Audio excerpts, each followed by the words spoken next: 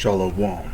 First and foremost, giving all praises, honor, glory, respect, and blessings to Yahweh, Ba'ashem, Yahweh Shai, Ba'ashem Rachakwadash. Salutations to the Lord's elect on the four corners of the earth, pushing His truth and sincerity while patiently waiting for Yahweh Shai's return. And double honors to our apostles and elders of Great Millstone, which have taught us everything we know through the spirit and power of Yahweh, Ba'ashem, Yahweh Shai. And welcome to another series of quick and important information being brought to you by the spirit and power of Yahweh, Ba'ashem, Yahweh Shai. Here it says U.S. redeploys aircraft carrier to Korea, right? And as you may know, there's been heightened tensions that have been going on between North Korea and the United States, especially over Pelosi's visit to Taiwan. Now, after Nancy Pelosi's visit to Taiwan, North Korea has been conducting a lot of missile tests and claiming to have ahchyam missiles that can reach the United States of America. Also, in the seas of Taiwan, excuse me, you hear about China, who have also had, you hear about China, who's also had warships in the seas, conducting drills just about every day. So now what we're seeing here is the United States is deploying an aircraft carrier to Korea. So it says the decision prompted yet another missile test by Pyongyang, as you can see there.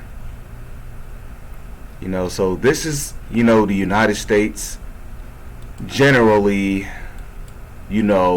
nicking, picking at China and North Korea.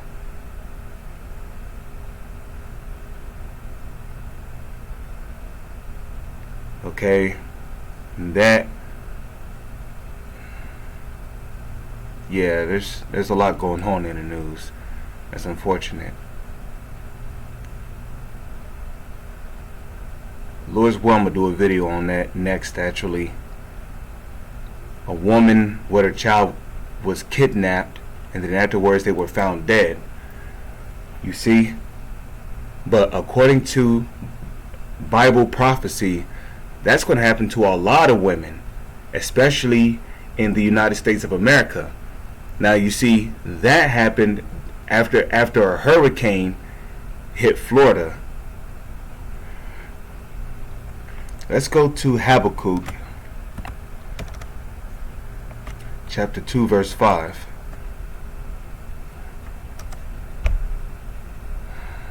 Back blase. Habakkuk chapter 2 verse 5. Okay, we have here, it says, yea, also because he transgresseth by wine, he is a proud man. Who is that talking about? That's talking about Esau Edom, the so-called white man. Okay, he's a proud man because basically he's got the world in his hands, and they feel like they can do anything they want. They can tell these countries to do. They can tell these countries what they can and cannot do. And here it is. You got grown men ruling their country. So you're going to tell these grown ass men how they can and cannot rule their country. That is why Babylon the Great, which is the United States of America, is becoming a country that is becoming more and more hated as seconds go by. Nobody wants America around them, Matter of fact, an example of that was there were some American people, I believe, living in Syria, And the civilians, the native civilians of that land, was basically chanting "Yankee, go home." So it says, he is a proud man, right?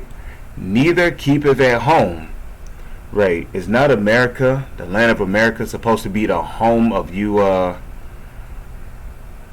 you so-called white people? So why you got a U.S. aircraft carrier in Korea? And the United States, they're known to have troops everywhere. They got troops in Europe, in southern Europe, I believe. They got troops in the Middle East. They got troops in Africa.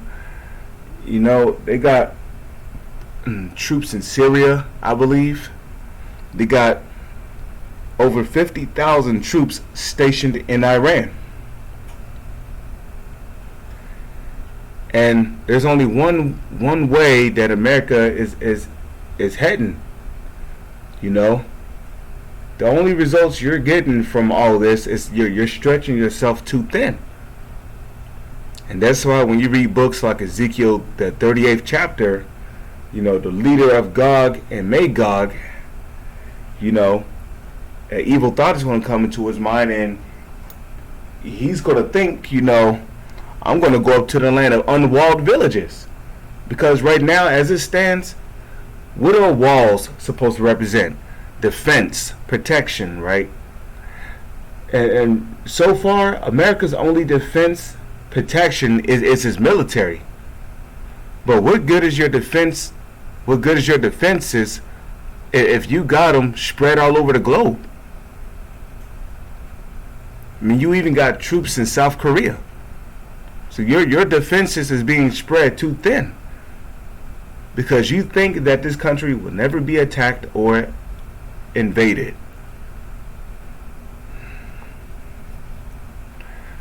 Okay? But it says, neither keepeth at home, who enlargeth his desire as hell, and is as deaf, and cannot be satisfied, but gathereth unto him all nations, and heapeth unto him all people. Okay? Now let's go and get that in Matthew chapter 24, verse 6. Matthew chapter 24, verse 6. And ye shall hear of wars and rumors of wars. See that ye be not troubled, for all these things must first come to pass, but the end is not yet. Yeah, all these things shall come to pass, right? But the end is not yet. The end is not here. You know, we're going to keep hearing about more and more acts of war, because this is technically an act of war. The United States deploying an aircraft carrier to Korea, that's an act of war. Okay, you can call that a violation of you can call that trespassing, because technically the U.S. is not even supposed to be over there. You know.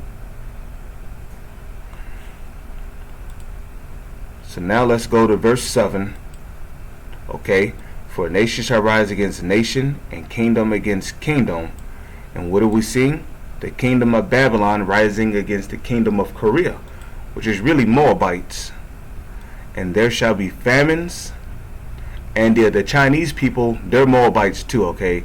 The South Koreans, the North Koreans, and the Chinese people, they're all the same people, okay? The reason why the Moabites are calling themselves North Koreans is because they're living on the island of North Korea. Same thing with the South Koreans. The reason why the Moabites are calling themselves South Koreans is because they're living on the island of South Korea. But they're not really Koreans. According to the Holy Scriptures, they are the biblical Moabites. Same thing with China. Okay? They call themselves Chinese because they're living in the country of China. But they're really Moabites. Okay? They're all the same people. It says, and there shall be famines and pestilences and earthquakes in diverse places. Verse 8 says, all these are the beginning of sorrows. So with that, I'm going to say, Shalom. It's on to the next one.